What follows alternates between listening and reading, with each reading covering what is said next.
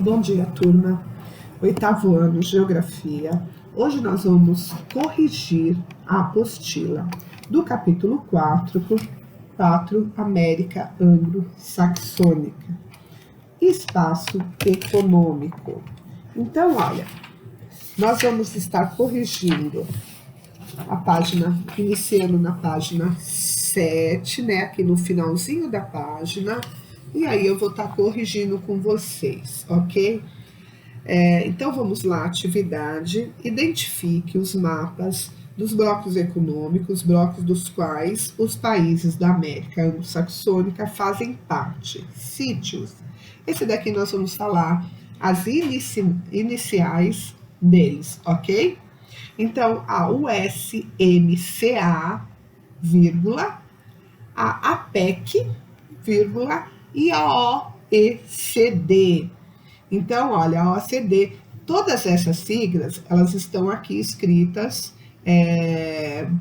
no mapa da página 7. Organização para Cooperação e Desenvolvimento Econômico, ok? Então, vocês encontram o nome mesmo. Eu dei as siglas porque fica mais fácil.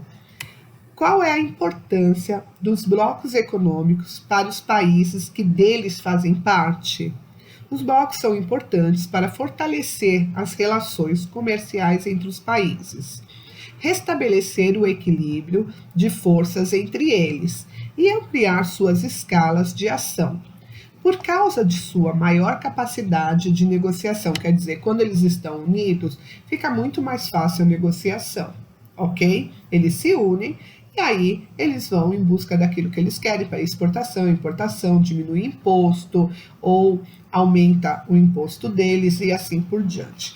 A 3 não era para fazer, eu já tinha falado, aí pode pular, ok? Vamos agora para a página 10. Então, na página 10 nós temos o mapa, Estados Unidos, localização industrial, e aí vem as perguntas que começam aqui embaixo da página 10. Existe alguma relação entre a localização espacial dos recursos minerais e das fontes de energia e o desenvolvimento industrial nos Estados Unidos da América? Justifique sua resposta. Sim, né?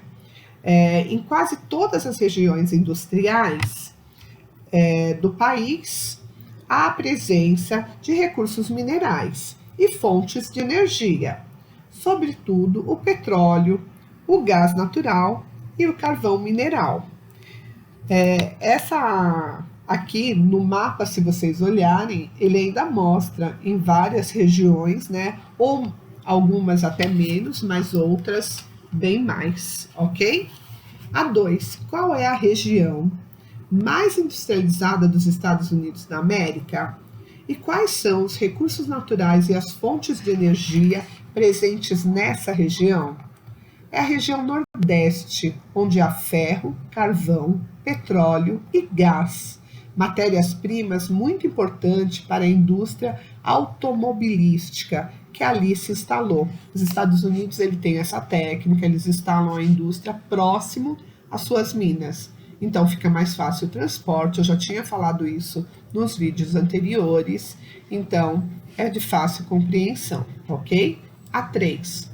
No Centro-Sul e no sul dos Estados Unidos da América, há duas regiões industriais bem desenvolvidas. Quais são elas e quais são as principais indústrias instaladas? Em Dallas e Houston. Essas regiões abrigam as indústrias aeronáutica, aeroespacial, têxtil, química, eletrônica e siderúrgica, ok? O poder econômico dos Estados Unidos se fortaleceu mundialmente com a expansão internacional de suas indústrias. Pesquise 3 indústrias multinacionais estadunidenses com filiais no Brasil. Anote o que elas produzem e onde se localizam. Depois responda: alguma dessas indústrias se localiza na unidade de federação onde você vive? Sabe se existem indústrias brasileiras que fabriquem o mesmo tipo de produto? Quais? Bom, essa é pessoal, né? Eu vou dar uma dica aqui para vocês, vou dar uma introdução, e aí, na região, vocês podem estar pesquisando.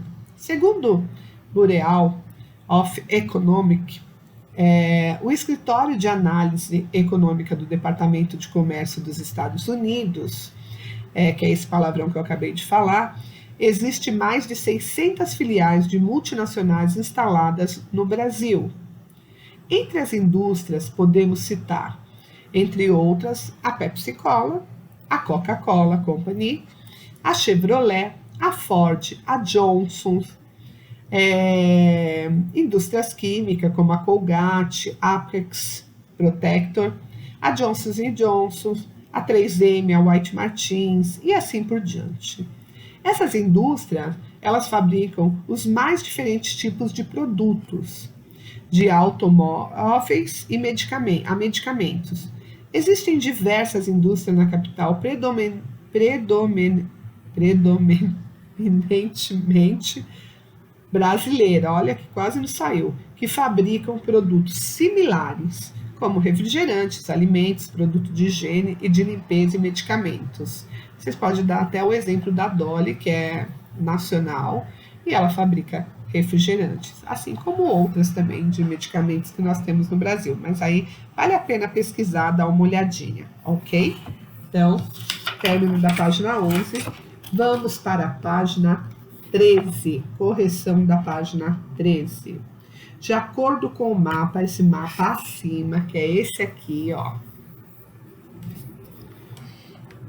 Qual país do continente americano mais emitiu CO2 na atmosfera em 2014? Ó, se vocês olharem lá no mapa, em 2014, em 1.000 toneladas, foi os Estados Unidos. 2. Mundialmente, qual país foi o maior emissor de CO2 em 2014? Se vocês olharem lá na tabela, pela sua grande extensão, foi a China. Por que nesses dois países há elevados índices de emissão de CO2 na atmosfera? Porque são países altamente industrializados e que utilizam grande quantidade de combustíveis fósseis como fonte de energia. 4. Em sua opinião, o que pode ser feito para reduzir o lançamento de CO2 na atmosfera? Bom, tem diversas ações que podem ser tomadas para reduzir a emissão de gases do efeito estufa na atmosfera, tanto em nível governamental como empresarial, quanto doméstico, como reduzir o uso de usinas termoelétricas, substituindo-as por usinas movidas a fonte de energia renováveis, como a eólica, promover a fabricação e aquisição de veículos elétricos ou híbridos, estimular o uso de transporte público, como trens e metrôs, reduzindo o número de veículos nas ruas, reduzir o desmatamento e estimular o plantio de árvores, entre outras coisas. Quer dizer, tem muita coisa aí que dá para ser feito, mas que infelizmente não acontece. Aí por conta disso, a gente vê os efeitos aí do efeito estufa, ok?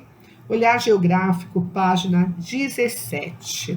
Com base nas tabelas, responda as questões seguintes. Tanto nas exportações quanto nas importações, o Canadá e o México aparecem entre os 3 principais parceiros econômicos dos Estados Unidos. De acordo com o conteúdo estudado, por que existe essa proximidade comercial entre os países citados? Porque, com a criação do NAFTA, ocorreu uma preferência pelo estabelecimento de acordos comerciais entre países e os Estados Unidos da América. Então, lembra que eu falei? Quando junta um grupo de países, fica mais fácil a negociação. 2. É possível observar que em ambas as tabelas, os 5 países que mais comercializam com os Estados Unidos são quase os mesmos. Na tabela relativa às importações, qual é o país que mais exporta para os Estados Unidos? Como é a relação comercial entre esses 2 países? Olha só, o país que mais exporta para os Estados Unidos é a China.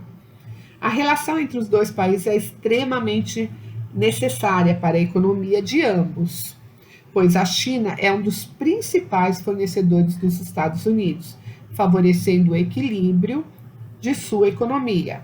Por outro lado, a compra de produtos chineses pelos Estados Unidos garante o superávit da balança comercial chinesa. Então, quer dizer que é uma troca, né? 3. Qual é a situação do Brasil no comércio dos Estados Unidos? Como se comportou a balança comercial brasileira em relação a esse país em 2017? Então, o Brasil ele aparece em 10º lugar no ranking das exportações estadunidenses. Porém, aparece em 17º na tabela dos 10 maiores fornecedores de produto para esse país. Desse modo, conclui-se que o Brasil importa mais dos Estados Unidos do que exporta. Isso indica que a balança comercial brasileira apresentou em 2017 um déficit em relação aos Estados Unidos, isto é, o Brasil comprou mais do que vendeu para esse país. Na realidade, deveria ser o contrário. O Brasil exportar mais do que importar, ok? Página 20. Vamos corrigir? Localize no mapa as principais regiões em que são encontrados recursos seguintes: mineração, automóveis, petróleo e central nuclear. O mapa está na página 19. A mineração é no sudeste, oeste e centro-oeste. Nos automóveis, sudoeste, sudeste e leste. Petróleo, no centro-oeste e sul. Central nuclear, leste e sudeste. Em que região a população se concentra em atividades da indústria e energia? Quais são as principais atividades? É a região centro-sul. As principais atividades são mineração, siderúrgica, têxtil, eletrônica, central hidrelétrica, central nuclear e fabricação de automóveis e papel. Na próxima aula, a gente vai estar corrigindo a página 22 e 23, ok? Boa correção. Qualquer coisa, volte o vídeo que dá para vocês ir pausando para vocês verem se vocês acertaram ou não. Aqueles que não acertaram, corrijam, tá? Porque dá para ter uma boa base do capítulo. Tchau!